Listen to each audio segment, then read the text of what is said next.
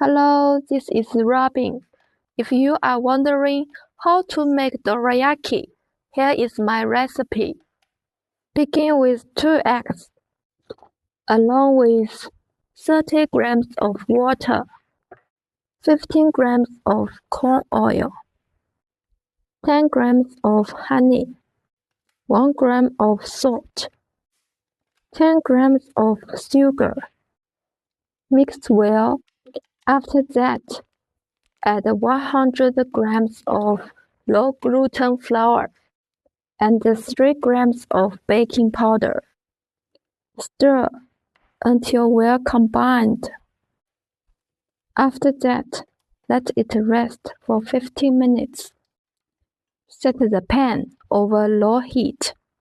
If your pan is like mine, wait until the indicator light goes off. That's when you can add a tablespoon of batter to the pan. Spread the batter with the back of a tablespoon. Wait for a moment. Flip the pancake when you see lots of bubbles burst, and the bottom turns golden brown. Cook the other side for about 10 seconds. This is easy, right? And repeat for the other pancakes.